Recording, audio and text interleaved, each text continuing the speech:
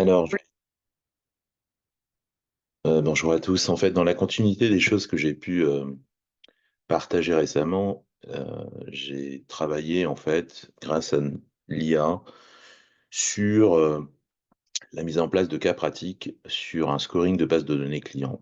Et ce que je vais partager ici, c'est la démarche, très rapidement encore une fois, où le propos est de travailler sur des données réelles. Et en fait, première chose, j'encourage tous les gens qui ne connaissent pas Kaggle de effectivement aller chercher des fichiers pour travailler sur des données open data. C'est vraiment très intéressant. Donc ici, le cas pratique, c'est on est sur une société d'e-commerce qui est spécialisée dans la vente de souvenirs.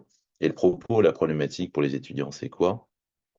C'est de mettre en place une segmentation de la base de données client pour adapter les campagnes marketing. Je vous rappelle qu'en fait, c'est un cas de mise en application de stratégie client. Et le propos, bien évidemment, c'est, on a eu une présentation en fait à des 3 méthodes de segmentation classiques, on va dire, 2 méthodes de segmentation classiques, c'est-à-dire essence, fréquence, montant pour la première et puis en fait une introduction à la Customer Lifetime Value, c'est-à-dire la valeur projetée du client dans le temps. Et donc, comment essayer de prioriser la base sur nos actions à la fois court-termistes et long-termistes? On a des données en fait et un historique de vente de sur une année.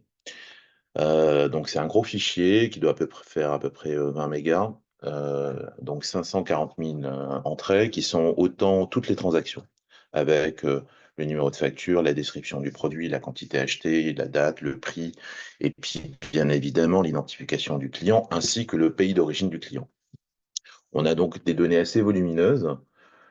Et on a tout ce qu'il faut pour travailler sur quoi? Sur la mise en place de récence fréquence montant, puisque la récence, on a la date, on a donc tous les achats, on va être capable de calculer quelle est la date de dernier achat, quelle est la récence d'activation, quelle est la fréquence dans le temps, et puis la valeur monétaire, c'est quoi? C'est la quantité fois le prix acheté dans la durée. Voilà, très simple. Donc maintenant, en fait, ce que logiquement dans la démarche qu'on doit faire, c'est nettoyer les données, vérifier que tout marche et que le fichier de données est clean. Je vous rappelle que souvent, en fait, quand on travaille sur un gros fichier, et quel que soit le fichier, bah, la première des choses à faire, c'est ce qui prend énormément de temps, c'est la vérification des données. Et il va falloir bah, justement calculer l'ensemble des RFM, ensuite travailler sur le scoring, et puis potentiellement ensuite, on le verra tout à l'heure, c'est calculer en fait une CLV de façon simple et l'idée, c'est bah, justement de regarder bah, qu'est-ce que ça nous donne. Est-ce que les recommandations faites par une méthode plutôt qu'une autre est différente? Donc pour ce faire, en fait, d'habitude, en fait, on prend en charge le fichier dans sa globalité. Là, ce que j'ai fait, c'est donc que j'ai, dans la continuité, j'ai d'abord essayé de charger le fichier sur, sur ChatGPT. En fait, je l'ai déjà partagé. En fait, c'était vraiment très, très, très, très, très long. Donc, en fait, ce que j'ai fait dans un premier temps, c'est que j'ai voulu plutôt aller dans un autre fichier, en l'occurrence. C'est-à-dire que plutôt que de travailler sur ChatGPT, vu que j'ai vu qu'il y avait pas mal de lenteur dans le process, j'ai uploadé la base sur Julius, dont j'ai déjà parlé. Donc en fait, ce que je dis à Julius, voilà, je t'ai chargé la base, et ce que j'aimerais que tu fasses, c'est que bah, un, tu cleans le fichier. Deux, j'ai envie de mettre en place un scoring, une segmentation de la base de données client à la fois via la méthode RFM, récence, fréquence, montant. Et puis après, j'aimerais travailler sur une segmentation sur la base d'un Customer Lifetime Value via un modèle probabiliste. Mais après, je vais se demander de simplifier le tout. Et ce que je voulais dans un premier temps, c'est travailler en fait à la fois sur un scoring RFM pour avoir un score et ensuite mettre en place une segmentation sur ce score lui-même en lui disant qu'il allait créer 4 types de modalités pour chacune des variables récence, fréquence, montant, variant par exemple de 1 à 4 pour ces modalités. Donc au maximum, en fait, la variation et le score des RFM peut varier donc de 4 à 12 afin de pouvoir comparer une segmentation sur le score, une segmentation qui est recréée par rapport à ma classification dont j'ai parlé. Donc en fait, il a effectivement compris. Pour réaliser cette analyse, il va charger les données, il va effectivement euh, charger les données, cleaner les données, calculer le score RFM, puisque en fait, le tout est à calculer. Je lui ai demandé de calculer un modèle simple de CLV sans mettre en place, en fait, un taux de rétention dans le temps, simplement en calculant, en fait, une valeur du client qui va être la fréquence du client sur la fréquence moyenne observée dans la base, par exemple, tout simplement. Et puis, je lui ai demandé à terme de comparer les résultats RFM et CLV. Et on va d'abord passer par une étape intermédiaire qui va être, en fait, d'essayer de travailler sur RFM. Donc, en fait, voilà ce qui se passe. Il charge le tout, il met en avant ben, la prise en main du fichier. Il va cleaner le fichier parce qu'il va se rendre compte d'un certain nombre on va dire, de problèmes. Il va se rendre compte qu'on a la totalité des données pour calculer les scores RFM, c'est-à-dire la date de facture, le prix, les dates d'achat. Donc, on va calculer les récenses, les fréquences et les montants. Chemin faisant, il a rencontré quelques soucis qu'il a clinés. Et donc, voilà, il a maintenant, en fait ce que je lui ai dit. Je l'ai vérifié par ailleurs parce que je l'avais fait par ailleurs moi-même sur Excel. Donc encore une fois, dans l'usage, c'est vraiment important de vérifier systématiquement. Et puis en fait, ce que je vais faire, c'est que je lui dis, il va falloir que de ton côté, c'est le café hein, qui tourne, pas de souci, tu vérifies en fait dans quelle mesure le tout va être intéressant. Donc moi, ce que j'ai fait à ce stade-là, je lui ai demandé bah, pourquoi utiliser l'un ou l'autre. Alors effectivement, souvent on dit que RFM est plutôt utile dans une approche qui est très tactique, très court-termiste pour réactiver une base à très court terme, c'est élevé, puisque on va essayer de projeter la valeur du client dans le long terme. On va avoir une approche beaucoup plus, on va dire, long-termiste pour mettre en place des stratégies clients sur le long terme.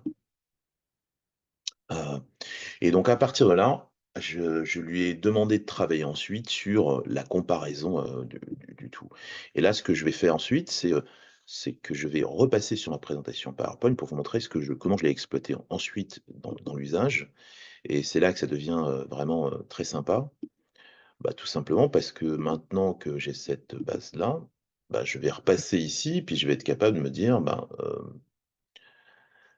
qu'est-ce que font qu'est-ce qu'a fait le logiciel? Donc il a nettoyé les données, j'ai expliqué, hein, et il a mis en avant un certain nombre de choses. Voici toutes les étapes guidées. Ça, c'est donc le cours pour les apprenants, pour leur permettre d'avancer dans la logique du scoring, pour pouvoir permettre de se poser les bonnes questions à chacune des étapes, à la fois d'un point de vue analytique, mais également d'un point de vue recommandation marketing. Donc, je récupère le tout. Ce que j'ai fait ensuite, lorsqu'il m'a donné la base, et ça, c'est le côté assez intéressant, j'ai récupéré la base Julius qui a été retravaillée, qui est moins longue, plus facile à recharger par ChatGPT. Et j'ai fait un mix des deux, en fait. C'est-à-dire que j'ai récupéré la base qui a été scorée, qui est une base du coup moins lourde, puisqu'on a transformé l'ensemble de la base qui relatait de centré sur le client avec les transactions correspondantes, mais qui nous a permis de calculer pour chacun des clients la récence, le fréquence, le montant. Et donc, ce que j'ai fait de façon intéressante, c'est ensuite j'ai demandé des stats de base. On se rend compte que les quantités achetées varient très largement. La distribution des prix varie très largement, mais c'est très simplement lié à la nature des produits qui sont disponibles à l'achat. Et puis, bien évidemment aussi, on se rend compte que on a une distribution d'un panier moyen qui est relativement hétérogène avec des clients qui achètent beaucoup et puis une majorité de clients qui achètent très peu, donc on a un faible panier moyen. Voilà les vues d'ensemble. J'ai ressorti effectivement les quartiles pour me rendre compte de la distribution de la base. On se rend compte qu'on a des produits leaders, bien évidemment. C'est assez intéressant de les repérer, donc aussi. Et puis, une descriptif, toujours, on est toujours dans le mode descriptif, c'est une base de données qui vient de l'Angleterre, donc on a quelques clients étrangers, mais la majorité des clients sont bien évidemment en Angleterre, avec un chiffre d'affaires très important en Angleterre, en l'occurrence en pound. Alors, on peut passer maintenant donc au RFM. Voilà la distribution des récenses. On voit bien qu'on est typiquement dans une sorte de 20-80 où en fait très peu de clients font la grande partie des, de la base de données clients avec une récence qui est importante pour certains clients, beaucoup moins pour d'autres. On a exactement la même chose, bien évidemment, sur la fréquence d'achat et encore une fois la même chose sur la valeur monétaire avec peu de clients qui font le gros du chiffre d'affaires. Euh, donc on a une long tail distribution très largement compréhensible. Et en fait, ce que je vais être capable de faire maintenant, c'est me dire, bah, je vais passer au scoring et je vais segmenter la base de données client avec la RFM. Alors, pour ce faire, j'ai travaillé sur une segmentation qui est en fait une segmentation que j'utilise assez régulièrement parce qu'elle est beaucoup plus simple à mettre en œuvre quelque part et ça permet aux gens de comprendre. Donc en fait, ce que je fais, c'est que je score la base de données sur chacun des R, des F et des M, on va dire en quatre catégories, en reprenant non pas les quintiles, mais les quartiles. Le propos ici, c'est de dire qu'on va diviser en fait chacune des variables en quatre catégories équivalentes, le bottom 25, le top 25, et puis les quartiles intermédiaires, de façon à pouvoir opposer et mettre en place des segments qui vont avoir une combinaison de trois scores de récence, de fréquence et de montant. Et donc, typiquement, on va avoir les meilleurs, on va dire, clients, c'est-à-dire qui vont avoir un score de récence de 4, un score de fréquence de 4 et un score de monétaire de 4. Et donc, du coup, ce sont effectivement les meilleurs clients. Donc, typiquement, par exemple, un client avec segment 4-4-4 est très récent, très actif et très rentable. Un client avec un segment 1-1-2 est ancien, peu actif et peu rentable. Et donc, en fait, ça permet une segmentation plus granulaire et interprétative, une interprétation qualitative des groupes. Ça, c'est la première façon de le faire. La deuxième façon, le fait, c'est assez classique, encore une fois. On va scorer, en fait. On va créer un RFM score global, où, en fait, cette fois-ci, je vais faire une accumulation des scores que j'ai mis en place et établis pour avoir tout simplement, en fait, un score qui va reprendre le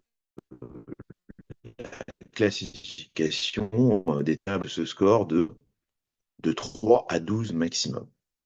Parce que tout simplement, ensuite, être capable de comparer cette analyse par segment RFM, cette fois-ci, par rapport à un score que je vais calculer directement à partir de mon score RFM recalculé. Et ce que je vais être capable de faire ensuite, c'est de comparer comment en fait, une segmentation peut se comparer au score lui-même, qui est un score quantitatif, et mettre à jour, bah, typiquement, est-ce que j'ai le même type de recommandation qui va se mettre en œuvre?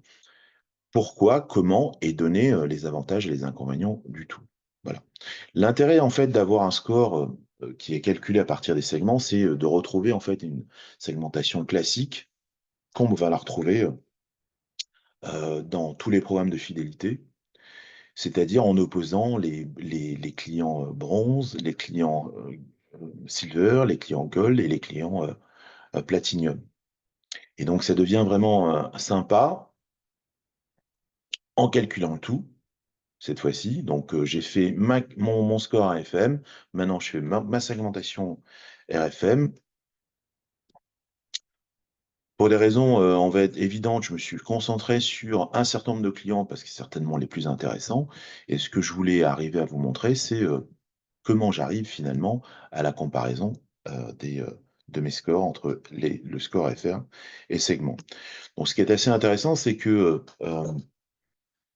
on arrive assez vite en fait à une discussion intéressante parce que ça permet, un, de prioriser les actions, deux, de pouvoir mettre le point sur peut-être une reconsidération d'actions qui auraient été mises en œuvre à partir de la segmentation que le score va être capable de remettre en perspective.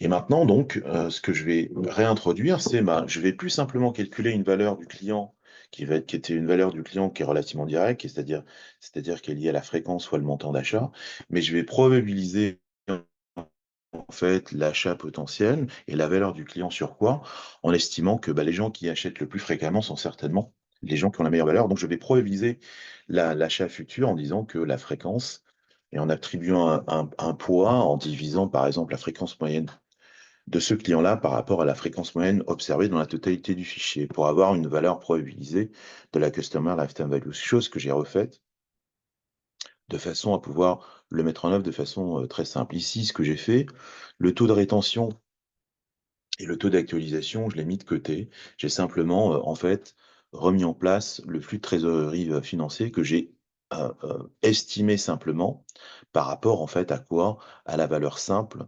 d'un achat, on va dire, probabilisé par rapport à la fréquence d'achat moyenne dans le fichier. Et donc ce que je fais, c'est que, je vais ensuite essayer de comparer, en fait, comment chacun chacune des classifications, c'est-à-dire ma classification par la Customer Lifetime Value et la classification par les segments RFM, va me donner une classification plus ou moins, ex pertinente dans tous les cas et on se rend compte qu'il y a pas forcément dans tous les cas, de classification exacte, puisque en fait, on a, un taux de correspondance qui est bien évidemment encore meilleur dans les extrêmes, parce qu'en fait, il est que de 45 pour les clients bronze, que l'on reconnaît à la fois dans RFM et dans CLV, ou de 43 pour les clients Platinum. Et en fait, on a peu de correspondance entre les 2. Et en fait, pour les non avertis, on dirait: «Bah, en fait, c'est faux, ça marche pas».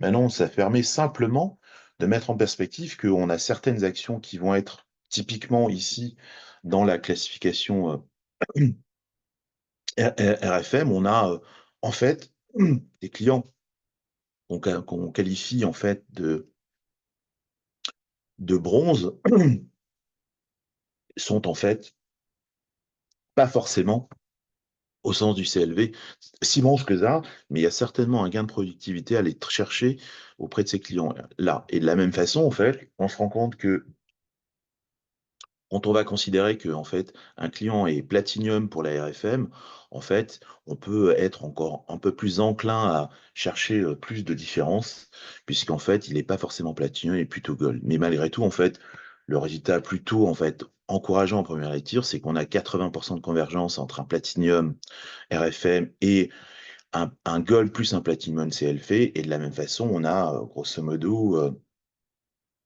la même chose entre la classification, CLV et la classification RFM. C'est vraiment dans le médian qu'on va essayer d'améliorer les tout. Alors justement, ça devient assez intéressant.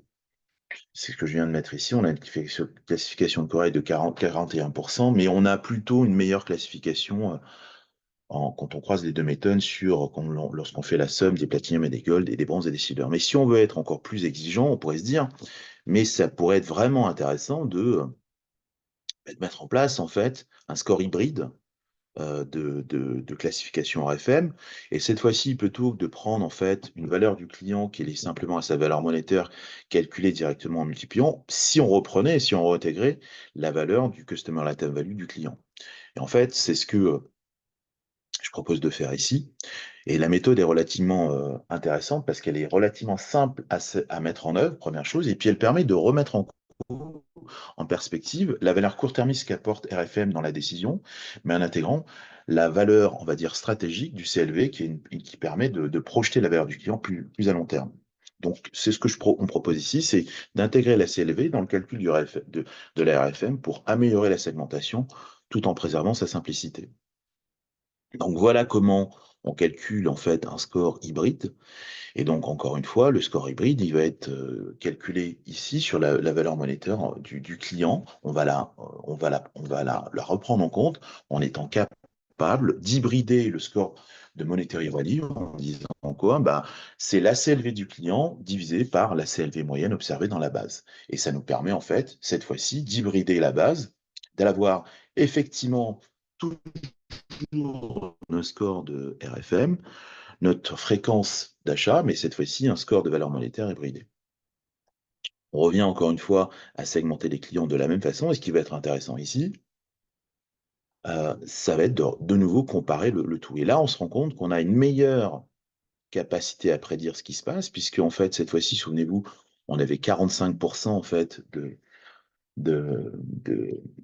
de convergence sur les deux approches prises différemment. Et cette fois-ci, lorsqu'on a la RFM hybridée, on a un énorme taux de convergence, puisque 65% sur les bronzes, 63% sur les platinums, et surtout, regardez, en fait, on est très à même de, effectivement, cette fois-ci, de repérer assez facilement, lorsqu'on va considérer les platiniums sur la RFM hybridée, qu'on a effectivement affaire à 95% des gens qui sont reconnus comme gold ou platinum sur la classification CLV. Et de la même façon, on va être capable d'avoir une meilleure priorisation des clients qui sont peut-être moins prioritaires grâce à la maison de la valeur du client. Voilà. Donc dans la FM classique, on a un taux de classification de 41%. Ici, on l'augmente, mais surtout lorsqu'on va regarder les extrêmes, on a une meilleure classification des extrêmes, à la fois blonds et platinum. Et donc, du coup, on a une réduction de la confusion dans les segments intermédiaires, silver et gold. Donc, l'approche hybridée, ce que j'ai pas vu beaucoup appliquer, mais en fait, qui est un bon moyen de prendre le mix des deux. Je rappelle encore une fois ici, j'ai pas probabilisé la valeur du client à long terme pour rester simple dans l'explication. Voilà. Euh, on pourrait effectivement aller plus loin la mise en place d'un modèle probabilitiste de la Customer Lifetime Value qui dépendrait, encore une fois, du type de relation et du type d'achat qui se met en place avec une distribution gamma, par exemple. Je renvoie les spécialistes ou les intéressés aux travaux de Pete Fader et de Bruce Hardy à la London Business School et à la Wharton Business School. Encore une fois, c'est tout à fait faisable sur la base. Si ça vous intéresse, contactez-moi, on peut en parler. Voilà.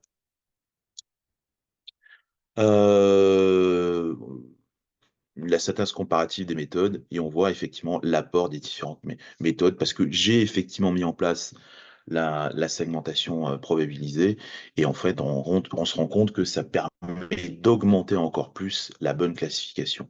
Donc on est sur un taux maximum ici avec la segmentation probabilisée. Donc vraiment intéressant de progresser dans l'analyse, le propos étant d'essayer de l'expliquer simplement. Et quel est l'apport effectivement ici il y a d'avoir gagné beaucoup de temps dans la prise en main du fichier, dans les calculs, mais encore une fois, ne tombez pas dans le piège de toujours croire ce qu'on vous donne.